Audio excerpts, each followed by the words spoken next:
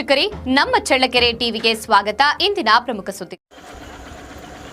ಗ್ರಾಮೀಣ ಪ್ರದೇಶದ ಜನರಿಗೆ ಶುದ್ಧ ಕುಡಿಯುವ ನೀರು ಕೊಡಬೇಕು ಎಂಬುದು ಸರ್ಕಾರದ ಆಶಯ.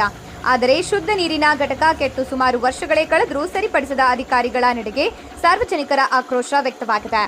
ಚಳ್ಳಕೆರೆ ತಾಲೂಕಿನ ಗೊರ್ಲಕಟ್ಟೆ ಗ್ರಾಮದಲ್ಲಿ ನಿರ್ಮಿಸಿದ ಶುದ್ಧ ನೀರಿನ ಘಟಕ ದುರಸ್ತಿಯಾಗಿ ಸುಮಾರು ವರ್ಷಗಳೇ ಕಳೆದಿವೆ. ಆದರೆ ಗ್ರಾಮ ಪಂಚಾಯಿತಿ ಅಭಿವೃದ್ಧಿ ಅಧಿಕಾರಿಗಳು ಮಾತ್ರ ಮೌನ ವಹಿಸಿರುವುದು ವಿಪರ್ಯಾಸವಾಗಿದೆ. ಇನ್ನಾದರೂ ಶುದ್ಧ ಕುಡಿಯುವ ನೀರಿನ ಘಟಕ ದುರಸ್ತಿಪಡಿಸಿ ಶುದ್ಧ ನೀರು ಕೊಡುವರೆ ಕಾದು ನೋಡಬೇಕಾಗಿದೆ.